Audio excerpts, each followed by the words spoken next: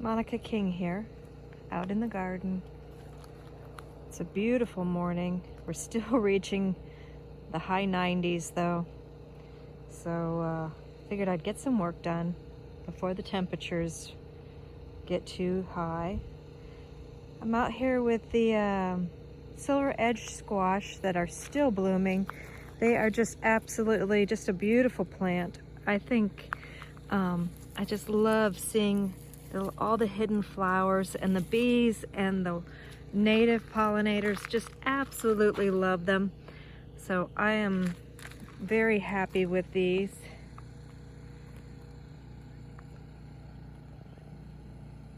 Again, it's a silver edge squash. The birds kept eating the small cherry tomatoes, and this is an old paint netting that I was using for another project that got a hole in it. And so right now it's protecting the little teeny cherry tomatoes from the birds. It fit over, this is a patio tomato, so that's why it's such a small plant, and it fit over it just perfectly. We have a few beggars around here. Yeah, we'll get you some food. This was one artichoke plant that was put in the ground, I think in spring, and it didn't like where it was for some odd reason. It was just struggling and struggling, so I transplanted it to this pot to baby it, and it has sent so many new plants up from the same root structure. I was very happy with the way it is springing back. So definitely loving my artichoke, and I've got a few more seeds that I just put in also. I'm harvesting some of the hibiscus this morning.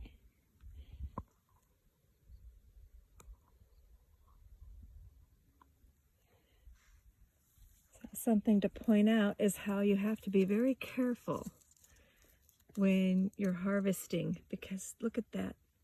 There's some more flowers following right behind. So you just want to carefully snip. Don't pull or tear. I'm going to take these two large ones off next with my scissors. I'm going to snip them off. This is a plant that just keeps on giving for a while. The leaves, especially some of these here, I take them to my rabbits. And then we've been actually starting to eat some of them. We found a Burmese recipe where they're deep fried with a little turmeric in the batter, and pretty interesting. We will also be making a taco after we use some of this for tea making, and we also plan on making jelly if there's enough left for that too. Just so many ideas, and I'm definitely putting in more plants next year. Our volunteer oriental yard-long bean plant is doing beautiful. Check out my wonderful bean that I can harvest here pretty soon. And I just love the flowers, delicate, beautiful purple flower. And they're making their way up into the mesquite tree. I envision long beans hanging from the mesquite tree. Well, I dream of that, but probably won't happen. So, but we have one bean. So between Dan and I, we'll get to share that one. Definitely loving this plant.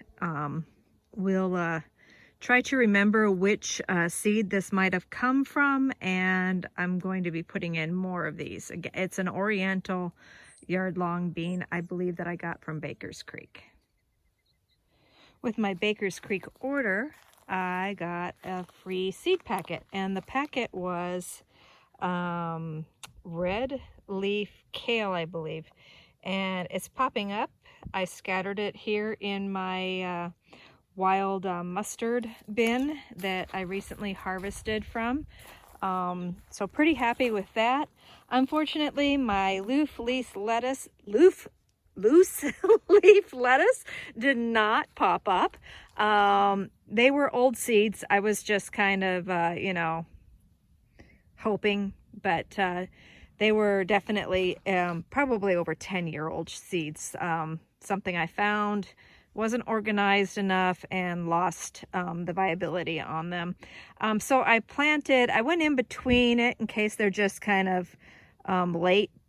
I went in between and put in some purple orich that I got from, I believe, the Native Seed Search here in Tucson. The Chiltepine peppers are just starting to put on some beautiful little blossoms. I can't wait. I love Chiltepines. They're a native plant to southern Arizona. I believe that they were harvested into, you know, like you can't find them very often in the wild anymore. They are protected in the wild now. I believe it was the miners and the early homesteaders that harvested them out. Luckily, a lot of the seeds that we get are extremely viable, and we have some beautiful plants from them. This one here is actually a black Chiltepine. My red one is over underneath another tree. In my experiment, little banana tree going. One last little thing here in the garden today, just peeking out, is that chayote that I planted. It's doing really good. Starting to leaf up. Wrong time of year, but we'll see if I can baby it through the winter time. And I think we also, peeking over here, is one of the garlics already. Sorry, I'm shaking, kind of steadying on my knees. So yeah, I got a few things in the garden, not much, but every little bit helps as long as we can keep the animals from eating them.